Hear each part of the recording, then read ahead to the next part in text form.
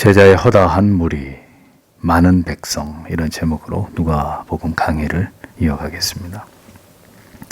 밤이 맞도록 하나님께 기도하신 예수님께서 이제 어떤 일을 행하셨는지를 보면 주님께서 그토록 간절히 기도하셔야 했던 그 일이 얼마나 중요한 일인지를 우리는 분명하게 깨닫게 됩니다. 더 간절히, 더 오래 기도하셔야만 했던 주님께서 이제 하고자 하신 일은 무엇이었느냐? 12명의 사도를 세우는 일이었습니다. 이 시대 문제가 무엇이겠습니까? 너무 쉽게 목사가 되고, 너무 쉽게 목사 후보생이 되고, 너무 쉽게 선교사가 되는 이런 시대입니다. 그러니 이토록 성직자들 가운데 너무나 추악한 일들이 일어나고 함량 미달인 이런 사람들이 주님의 교회의 영광을 더럽히는 이런 일들이, 그런 공회 속에서 우리가 지금 살아가고 있는 것을 보지 않습니까? 성직자를 세우는 일, 교회 안에서 장로와 집사 같은 이러한 하나님이 부여하신 직분을 세우는 일의 영적인 중요성, 한 사람의 목사 후보생을 길러서 목사를 세우는 이런 일들이 얼마나 중요한 일인가, 아무리 강조해도 지나치지 않습니다. 온 밤을 새워 기도하시고 주님이 12명의 사도를 세우셨다. 우리는 이 부분을 분명히 깊이 생각해 볼 필요가 있다는 것이죠. 진정한 믿음과 사명감 없이는 결코 감당할 수 없는 것이 하나님께서 세우시는 거룩한 직분입니다.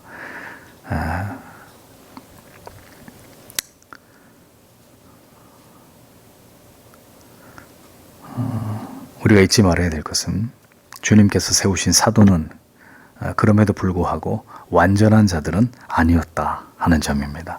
그들은 모두 어느 순간에 주님을 배반하게 된 자들이고, 그리스도의 십자가의 고난과 그 죽으심 앞에서 결국 등을 돌린 그런 자들이었습니다. 그러므로 주님은 그러한 약한 자들을 제자로, 사도로 세우시기 위해서 그토록 간절히, 뜨겁고 열렬히 기도하실 수밖에 없었다라는 것을 우리가 성경 안에서 분명히 깨닫게 되는 거죠.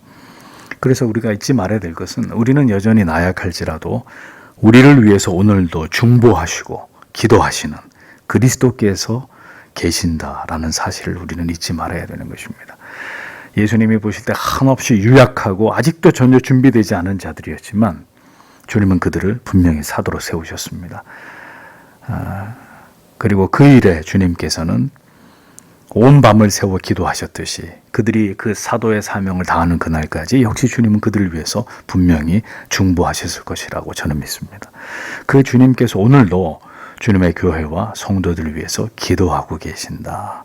이것이 우리에게 얼마나 큰 위로와 용기가 되는 말씀이 아닐 수 없는 것이다 라는 거죠. 자, 기도를 마치신 주님께서 이제 뜻하신 일들을 이루어 가셨습니다. 13절에서 16절을 보면, 그리고 날이 되었을 때 그가 그의 제자들을 부르셨다. 그리고 그들로부터 12사람들을 선택하여 그는 그들을 또한 사도들이라고 칭하셨다. 그가 또한 베드로라 칭하신 시몬을, 그리고 그의 형제 안드레를, 그리고 야고보와 요한과 빌립과 바돌로메를, 그리고 마테와 도마와 알페오의 야고보와 셀롯이라 부르는 시몬을, 그리고 야고보의 유다와 가롯 유다를 그는 배반자가 되었다. 이렇게 기록이 되어 있습니다. 자, 밤이 맞도록 기도하신 주님께서는 날이 새자마자 제자들을 부르셨습니다. 기도는 길게, 그리고 결행은 신속하게 주님이 보여주신 모습입니다. 우리는 반대로 하죠. 기도는 짧게, 뭔가 행동은 최대한 더디게. 우리가 이러한 그리스도의 어떤 그 원리를 본받을 필요가 있습니다. 기도는 길고 간절히 하되 하나님의 분명하신 뜻을 깨달았다면 신속하게 그것을 행동에 옮기는 주님의 모습을 우리는 봅니다. 아포스톨로스, 사도라는 뜻입니다. 그 의미는 보내심을 받은 자, 이런 의미예요. 그들은 분명히 성경을 잘 보십시오. 주님의 선택을 받은 자들입니다. 주께로부터 직접 보내심을 받은 자들로, 그들은 뒤에 언급하겠지만 그리스도의 많은 제자들 가운데서도 더 특별히 선택을 받은 12명의 사도들이었습니다. 그들은 복음의 메시지를 가지고 이제 세상으로 나아가서 그것을 전달할 사명을 가진 자들이었습니다. 열두 제자들은 그 시작이었고 초대교회 안에는 바울을 비롯한 더 많은 사도들이 등장을 하죠. 우리가 잊지 말아야 될 진리는 사도란 12명의 제자들이나 혹은 바울처럼 이 핵심입니다. 누가 사도냐라고 할 때 이게 제일 중요한 기준인데 그리스도를 직접 만나서 주께로부터 개인적으로 분명하게 사명을 받은 자 그들만이 아포스톨로스 사도예요. 사도. 그러니까 자기가 자칭 사도라고 주장하는 것들은 다 가짜입니다. 주님이 직접 그에게 12명의 제자들은 예수님하고 같이 동고동락을 했기 때문에 너무나 확실한 것이고 바울에게도 예수님이 찾아오셔서 직접 그에게 소명을 주시잖아요. 그러니까 그들만이 사도인 거예요. 그들만이. 그렇기 때문에 초대교회에 매우 활발한 활동을 한 아볼로, 디모데 이런 사람들도 분명히 초대교회에서 엄청난 활약을 했는데도 그들을 사도라고 부르나요? 아니거든요. 성경에 택하여 또 칭하였으니 이 두 동사가 나옵니다. 모두 누가 택했다는 거죠? 누가 칭했다는 겁니까? 예수님께서 그렇게 하셨다는, 예수님이 택하셨고 예수님이 12명을 사도라고 칭하셨다는 거거든요. 그러니까 두 동사 모두가 이 사도를 세우는 전권이 오직 예수 그리스도에게만 있다라는 것을 명시하고 있는 말씀입니다. 예수님만이 사도를 택할 수 있는 권한이 있고 사도라고 그를 칭할 수 있는 권한이 오직 주님께만 있다는 거죠. 그리스도께 직접 부르심을 받지도 않고 사도라고 칭함을 받지도 않은 자들이 사도라고 말하는 것은 모두 거짓말이다. 가짜들이다. 잊어버리지 마십시오. 이 시대도 자칭 사도라고 하는 자들이 있고 여전히 그들이 하나님께로부터 계시를 받고 있다고 짓거리는 것은 모두가 사악한 짓들일 뿐입니다. 결코 인정할 수 없는 참남한 짓들을 행하는 자들이 여전히 교회와 그리스도의 이름을 욕되게 하고 있다라는 것을 우리가 기억해야 합니다. 여전히 많은 사람들을 그들이 미혹해하고 있으니 참으로 성도 여러분의 분별이 분명히 필요한 부분이다 라고 말씀을 드릴 수 있습니다. 그리스도께서 택하여 사도라 칭하신 자들의 면면을 한번 보십시오. 그들은 절대로 사회적으로 높은 지위에 있는 사람들이나 두뇌가 명석한 자들, 신체가 특별히 아주 건강한 이런 사람들이 결코 아니었습니다. 베드로, 페트로스라는 말인데 반석이라는 뜻이죠. 그의 아람어 이름은 게바입니다. 또 안드레안이라는 말인 이 한글로는 안드레인데 원래는 안드레안이라는 이름이에요. 그 이름의 뜻은 남자다운 이런 의미입니다. 베드로와 함께 가장 먼저 제자가 된 벳세다 출신의 제자이죠. 둘의 직업은 잘 아시는 대로 어부였습니다. 야고보와 요한, 별명은 마가가 밝히듯이 우레의 아들들입니다. 야고보는 발꿈치를 잡음이라는 의미고 요한은 여호와는 자비하시다 이런 뜻을 가지고 있습니다. 빌립은 안드레나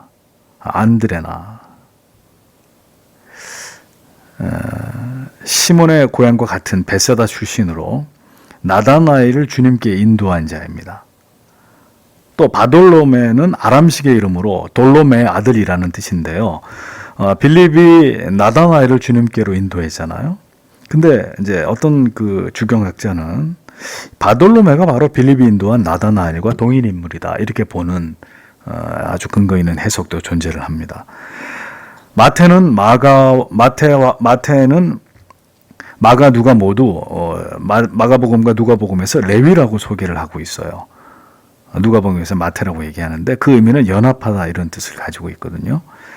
주님께로 부르심을 받고 난 이후에 히브리식 이름인 레위에서 헬라식 이름인 마태로 바뀐 것으로 보입니다.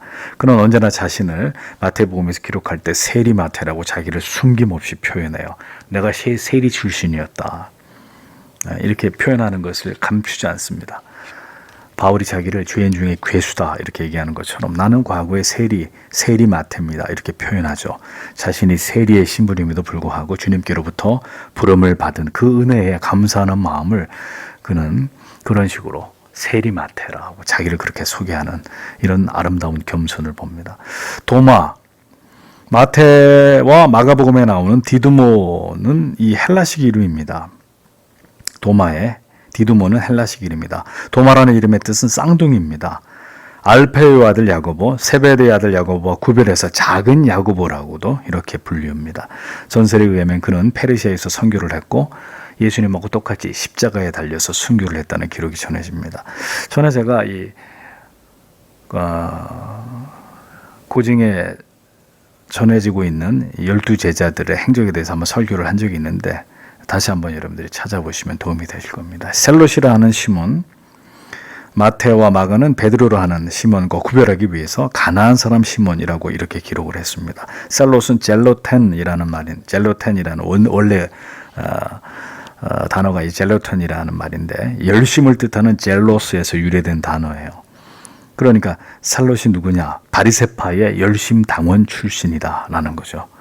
예, 바리새파의 열심 당원이라고 하면 반로마적인 애국 집단인데 유대의 독립을 위해서는 폭력적 반정부 활동을 주도했다는 레지스탕스 같은 이런 자들입니다.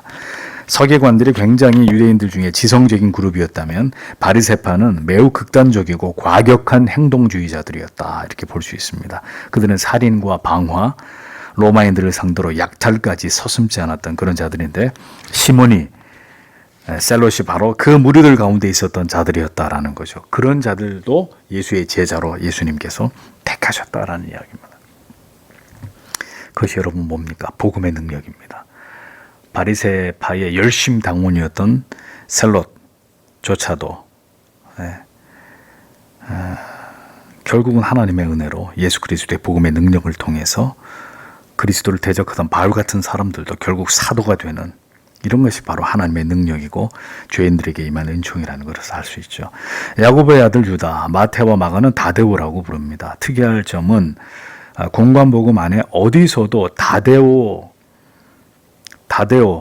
유다라는 이 제자의 말이나 행동이 어디에도 기록되어 있지 않아요.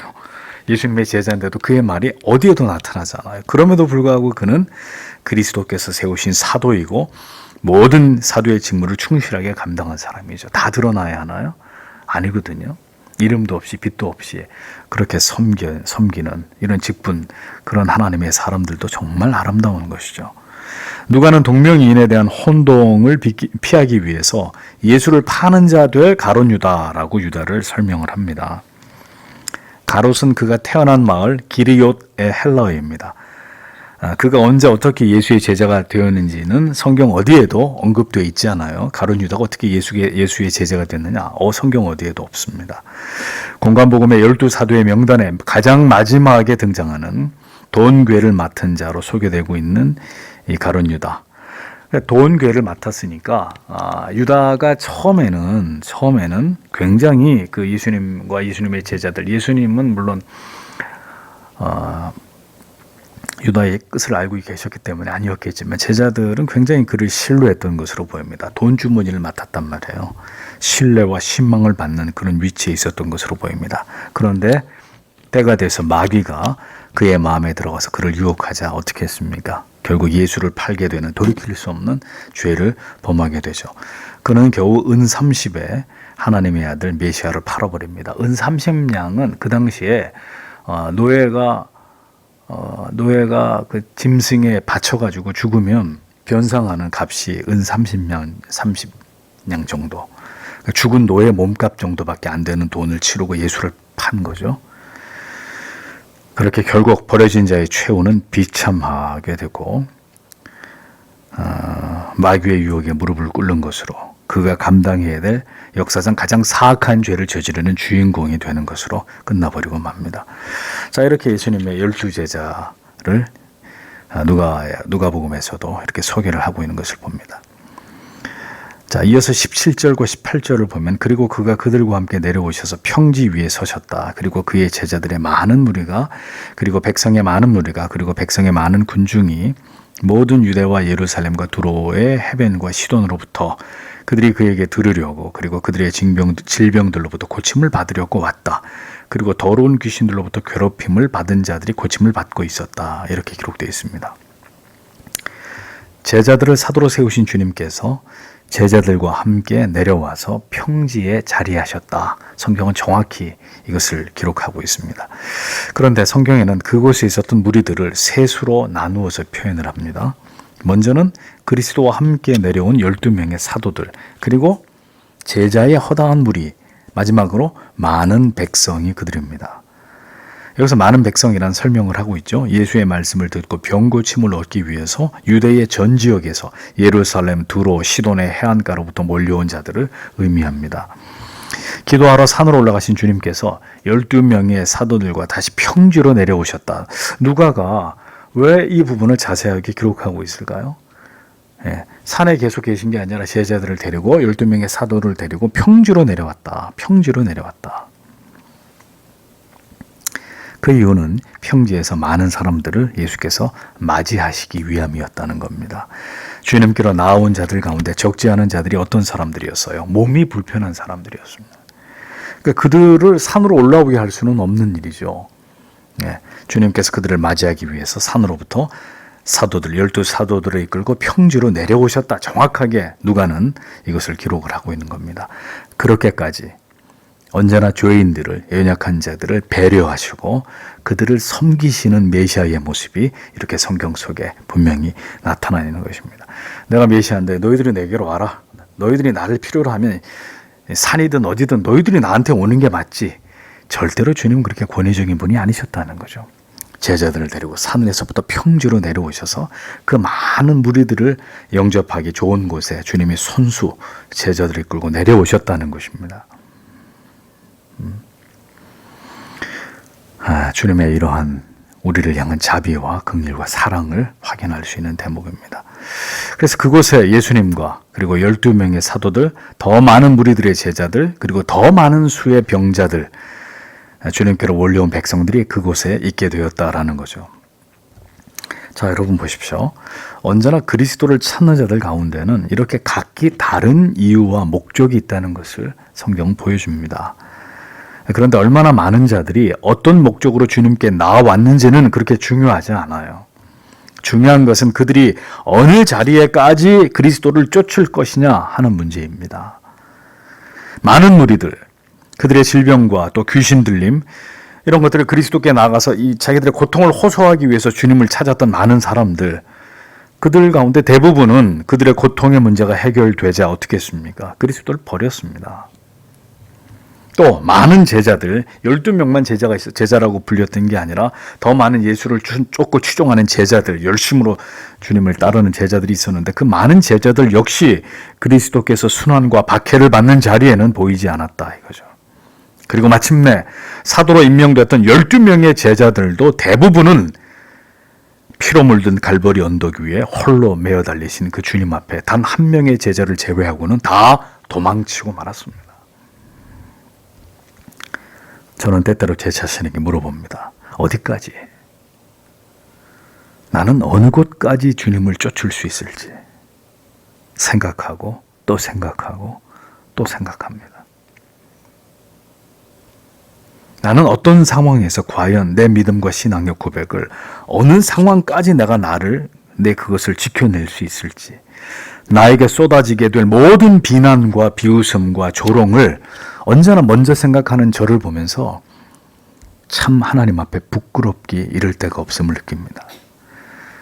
그러나 우리는 그렇게 나를 먼저 생각하기 전에 분명하게 기억해야 될 사실이 있습니다. 나의 주님, 우리의 주님께서 우리를 대신해서 우리의 모든 죄의 짐을 지시고 그분이 먼저 그 모든 멸시와 천대와 박해를 받으시면서 그분이 나의 죄를 위해 십자가를 지셨다는 것입니다.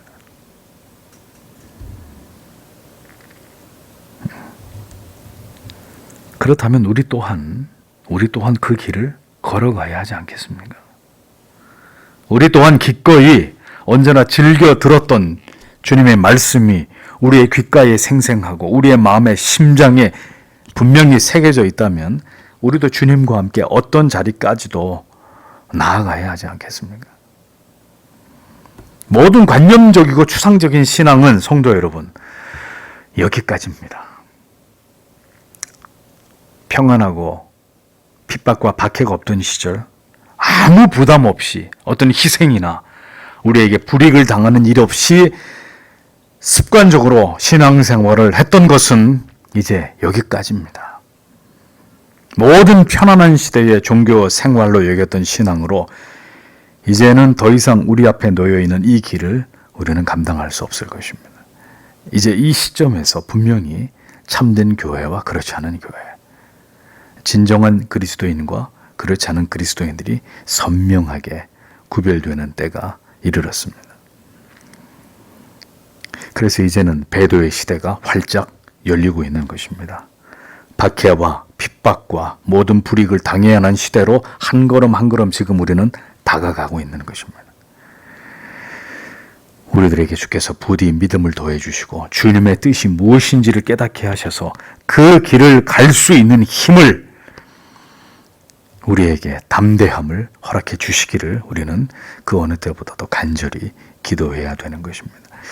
18절에서 19절, 그들이 그에게 들으려고 그리고 그들의 질병들로부터 고침을 받으려고 왔다.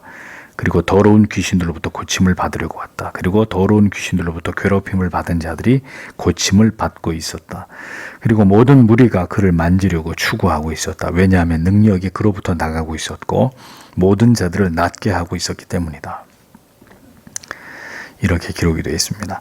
주님께서는 그들 모두가 언젠가는 머지않아 모두 주님을 떠나갈 것이라는 것을, 또 주님을 배반할 것이라는 것을 아시면서도 주님께서는 당신께로 나아온 자들을 결코 물리치지 않으시고 고통당하는 자들도 고쳐주시고 귀신 들린 자들도 그 괴로움으로부터 벗어나도록 하나님이 역사하십니다. 주님을 만져서라도 나음을 입으려고 어린아이 같은 믿음을 가진 자들의 그 절규에 가까운 몸부림도 주님은 마다하지 않으셨습니다. 진정한 능력은 그리스도께서 그를 믿는 모든 자들을 구원하시고 그들의 영혼을 영원한 생명에 이르게 하심으로 영생을 얻게 하심인 것을 전혀 알지 못하고 있는 이 많은 무리들을 향해서 오직 자기들의 병이 낫기만을 바라고 주를 찾았던 그 많은 자들에 대해서도 주님은 그런데도 아낌없이 능력을 베풀어 주셔서 그들을 대부분을 주님이 낫게 하고 계셨다는 겁니다. 이 바보들아, 내가 너희들의 병이나 낫게 해주려고 온 게 아니야. 너희들이 나에게 이런 거나 구하고 있으면 안 돼 라고 주님이 절대 말씀하지 않습니다. 아무것도 모르는 무지하고 몽매한, 그러나 육신의 그 질병 속에 괴로워하고 고통당하는 그들을 예수님은 아무 말씀하지 않고 다 그들을 끌어안고 그들을 고치시고 치료하시고 그들에게 긍휼과 자비를 베풀어주고 계십니다. 육신의 괴로움에서 놓이는 것보다 영원한 죄의 형벌의 괴로움과 고통에서 노임을 받는 것이 더 중요한 것임을 알지 못하는 그 많은 자들에게 주께서는 그러나 언젠가 아버지의 뜻이 이루어질 때 그들의 영혼들도 진정으로 복음을 통해 변화될 수 있을 것이라는 것을 내다보시면서 주님은 그들 모두를 고치시고 어루만지시고 그 모든 고통에서 노임을 받게 하시는 장면이 오늘 이렇게 성경에 기록이 되어 있는 것입니다. 여러분은 이 성경 구절이 어떻게 다가오십니까? 저는 깊이 슬픔이 마음에 밀려옵니다.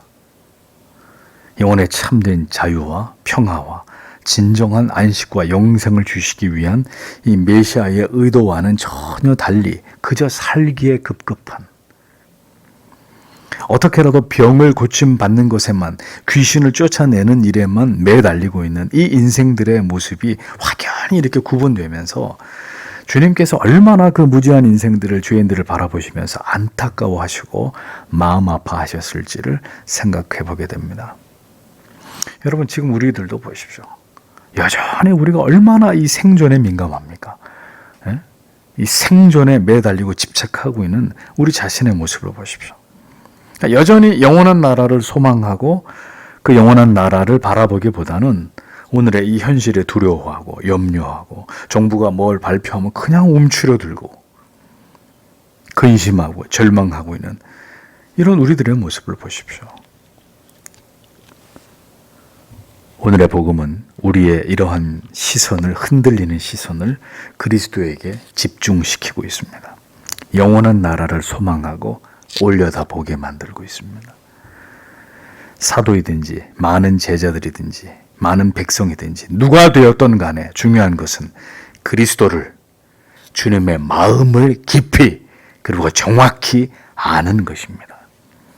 그런데 불행하게도 주님이 십자가를 지실 때까지 아무도 주님의 마음을 정확히 알고 이해하고 복음을 정확히 깨달음으로 주님의 말씀하시는 복음의 의미를 따라서 믿음의 길을 가려고 하는 자들은 그렇게 많지 않았다라는 거죠.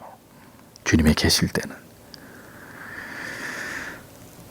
그리스도의 복음을 통해서 정말 회심하고 거듭난 하나님의 자녀가 되는 역사는 결국 주님께서 승천하시고 성령이 강림하셨을 때 일어나기 시작한 일들이었습니다. 주님은 그렇기 때문에 무척 외로우신 가운데 메시아의 사명을 감당하시고 아버지께로 돌아가셨다라는 사실을 우리는 잊지 말아야 합니다. 모두가 주님을 버리고 떠났을 때 주님의 시신을 수습한 아리마대 요셉처럼 영광이 떠난 자리에까지 함께 머물 수 있는 그 믿음, 지금은 그 믿음이 우리에게 필요한 시기입니다. 이제 주님께서 우리를 위해 지신 십자가를, 그 모욕과 모멸과 천대를 우리가 주님을 위해서, 주님 때문에 감당해야 되는 때가 조금씩 다가오고 있습니다. 성도 여러분, 하나님께서 부디 우리를 긍휼히 여겨 주시기를, 그리고 우리에게 믿음을 주시기를, 그리고 정말 예수 그리스도의 십자가에 우리의 시선이 고정되어서 그 십자가 아래서 뿜어져 나오는 그 말할 수 없는 사랑과 은혜에 복받치고 감격하여서 우리의 믿음의 조상들이 핍박과 박해를 받았던 초대교회 성도들이 그렇게 예수의 이름 때문에 자기들이 핍박을 받는 것을 사도행전에서 나오죠. 그 일에 자기들이 택함을 받은 것을 즐거워하고 기뻐하면서 기꺼이 그 고난과 순환을 특권으로 여기며 감당했던 것처럼 하나님 오늘 우리에게도 그와 같은 은혜를 주셔서 우리가 믿음의 길을 걸어가기 위해서 우리가 지불해야 될 모든 힘들고 어렵고 고통스러운 일들까지도 이 땅에 남겨진 그리스도의 남은 십자가의 고통을 우리가 감당하는 것이라 여기면서 오늘도 우리가 그런 마음으로 주님의 뒤를 쫓아갈 수 있는 그리스도의 사람들이 되도록 하나님께서 우리 모두를 붙들어 주시고 은혜를 부어 주시기를 간절히 기도하고 돌아가시길 바랍니다. 다 같이 기도하겠습니다.